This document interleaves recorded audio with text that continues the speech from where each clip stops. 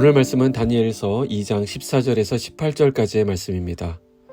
그때 왕의 근위대장 아리옥이 바벨론 지혜자들을 죽이러 나가매 다니엘이 명철하고 슬기로운 말로 왕의 근위대장 아리옥에게 물어 이르되 왕의 명령이 어찌 그리 급하냐 하니 아리옥이 그 일을 다니엘에게 알림해 다니엘이 들어가서 왕께 구하기를 시간을 주시면 왕에게 그 해석을 알려드리리이다 하니라. 이에 다니엘이 자기 집으로 돌아가서 그 친구 하나냐와 미사엘과 아사랴에게 그 일을 알리고 하늘에 계신 하나님이 이 은밀한 일에 대하여 불쌍히 여기사 다니엘과 친구들이 바벨론의 다른 지혜자들과 함께 죽임을 당하지 않게 하시기를 그들로 하여금 구하게 하니라. 아멘. 할렐루야. 빛소금 성도님들, 명절 연휴의 첫날입니다. 오늘도 주님 안에서 행복한 날, 기쁨의 날 되기를 원합니다.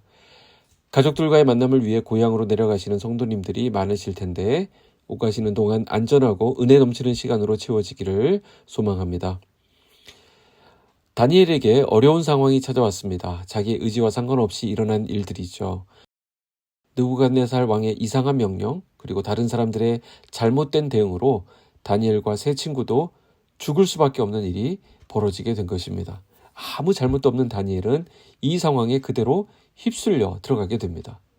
어느 날 바벨론 왕인 느부갓네살이 잊혀지지 않는 놀라운 꿈을 꾸었다라는 것으로부터 시작하죠. 그런데 그 꿈이 무척 중요하고 놀라운 꿈이었다라는 것까지는 기억이 나지만 그 내용이 잘 생각나지 않았던 것 같습니다. 느부갓네살 왕은 바벨론의 모든 박수와 술객들에게 자신의 꿈을 맞추고 해몽할 것을 명령했습니다.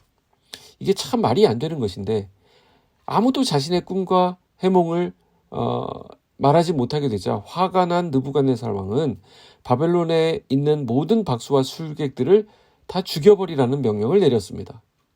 오늘 본문은 왕의 근위대장이 바벨론의 모든 지혜자들을 죽이려고 출동하려는 그 상황에서 다니엘을 만났다라는 내용입니다. 다니엘은 그 근위대장으로부터 모든 정황을 듣고 파악한 다음에 그 위기 상황을 은밀한 일을 나타내신 하나님께 간구함으로 풀어나간다라는 그런 말씀입니다. 자, 다니엘이 어떻게 하는가 한번 보시면 다니엘은 우선 그 꿈과 해석에 필요한 시간을 확보합니다. 14절 15절에 볼까요? 그때 왕의 근위대장 아리옥이 바벨론 지혜자들을 죽이러 나가매 다니엘이 명철하고 슬기로운 말로 왕의 근위대장 아리옥에게 물어 이르되 왕의 명령이 어찌 그리 급하냐 하니 아리옥이 그 일을 다니엘에게 알림해.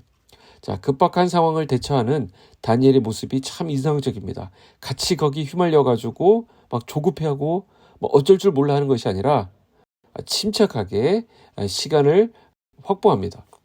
여기 근위대장이라 함은 오늘날의 경호실장 격이 될 텐데 왕의 모든 명령을 집행하고 감독하는 그런 직위에 있는 사람을 말합니다. 다니엘과 이 근위대장이 어떤 관계였는지는 모르지만 다니엘이 질문할 때 그가 성실하게 답변을 한 것으로 보아서 적어도 다니엘은 이 근위대장에게 신임을 받고 있었던 것으로 추정할 수 있습니다. 이때는 다니엘이 직접 왕에게 나간 것이 아니라 근위대장이나 제3자를 통하여 왕에게 진언했다라고 볼 수 있습니다. 그렇게 해서 요청한 내용이 16절에 나오는데요. 다니엘이 들어가서 왕께 구하기를 시간을 주시면 왕에게 그 해석을 알려드리리다 하니라. 자, 우리가 세상을 살아가다 보면 참으로 어처구니 없는 일을 당할 때가 있습니다. 뾰족한 대안이라도 있으면 좋겠는데 그것마저 없다고 한다면 참 난처하게 되죠. 다니엘은 왕의 근위대장에게 그 해석을 주겠다라고 하면서 시간을 좀 달라 이렇게 이야기합니다. 대체 다니엘은 어떤 마음에서 그렇게 말했던 것일까요? 바로 다음 구절에서 답을 찾을 수 있습니다. 다니엘은 그의 친구들에게 그 사실을 알리고 함께 기도하자라고 말합니다. 사실 따지고 보면 다니엘이라고 별 수 없었던 게 분명합니다. 그러나 단 하나 그에게는 소망이 있죠. 그것은 살아계신 하나님께 기도하는 것이었습니다. 친구들과 함께 이 문제를 놓고 기도함으로써 이 상황을 헤쳐나가려 했다라는 것입니다. 오직 하나님만이 이 문제를 풀 수 있는 분이라는 사실을 믿고 이 문제를 함께 기도함으로 풀어내려 하는 것입니다. 17절 18절에 보시면 이에 다니엘이 자기 집으로 돌아가서 그 친구 하나냐와 미사엘과 아사랴에게 그 일을 알리고 하늘에 계신 하나님이 이 은밀한 일에 대하여 불쌍히 여기사 다니엘과 친구들이 바벨론의 다른 지혜자들과 함께 죽임을 당하지 않게 하시기를 그들로 하여금 구하게 하니라. 자, 왜 다니엘은 친구들에게 자신의 상황을 이야기했다고요? 친구들로부터 위로를 받기 위해서도 아닙니다. 왕으로부터 도망가 어떤 살 길을 도모하기 위해서도 아닙니다. 18절 말씀을 보니 다니엘은 친구들에게 그와 친구들이 바벨론의 다른 지혜자들과 함께 죽임을 당하지 않도록 이 알 수 없는 문제를 앞에 두고 하늘에 계신 하나님께 기도하자고 이제 청유하는 것을 볼 수 있습니다. 무슨 말이죠? 다니엘은 그의 친구들에게 이 문제를 놓고 함께 한마음으로 기도하자고 지금 요청하고 있는 것입니다. 물론 혼자 하는 기도도 능력이 있습니다. 그러나 두세 사람이 내 이름으로 모인 곳에 나도 그들 중에 있다라고 주님이 말씀하신 것 같이 함께 모여서 함께 기도하는 그 능력에 대해서 성경 여러 곳에 말씀하는 것을 볼 수 있습니다. 오늘 우리는 이처럼 기도의 짝이 필요합니다. 기도 친구, 기도 동역자가 있는 사람은 정말 행복한 사람입니다.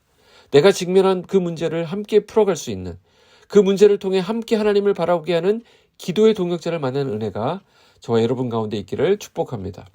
바벨론의 모든 지혜자들도 포기한 문제 앞에서 다니엘이 왕에게 담대히 나아갈 수 있었던 이유는 다니엘은 모든 지혜의 근원이신 하나님을 신뢰했기 때문입니다. 그래서 문제가 발생했을 때 다니엘이 가장 먼저 한 선택이 바로 기도였다라는 것이죠. 위기 가운데 사람 의지하지 않고 다른 방법 구하지 아니하고 오히려 하나님께 의지하는 다니엘, 바로 우리가 다니엘에게서 배울 수 있는 가장 큰 특징입니다. 세계적인 선교학자 패트릭 존 스톤이라고 하는 분이 남긴 너무나도 유명한 말이 있습니다. 영어로 물론 남겼기 때문에 먼저 말씀을 드리면 When I walk, I walk. When I pray, God works. 자, 내가 일하면 내가 일하는 것이지만 내가 기도하면 하나님께서 일하신다 라는 뜻이 되겠는데요. 이 말씀 그대로 우리가 기도할 때 하나님이 일하십니다. 기도로 상황을 돌파하고 기도로 문제를 풀어가는 귀한 은혜가 우리 빛속은 성도들 삶에 풍성히 나타나기를 축복합니다. 기도하겠습니다. 사랑의 하나님 아버지 감사합니다. 오늘 우리에게 말씀 주셔서 감사합니다. 다니엘에게 기도의 친구들이 있었던 것처럼 우리에게도 빛속은 공동체, 은혜의 공동체를 허락해 주셔서 감사합니다. 믿음의 여정을 걸어가면서 우리 앞에 만나는 문제들을 기도로 풀어내는 기도 공동체가 되도록 우리를 붙들어 주시옵소서. 고향으로 오가는 걸음을 지켜주시고 안전운전하도록 주님이 함께하여 주시옵소서. 예수님의 이름으로 기도합니다. 아멘.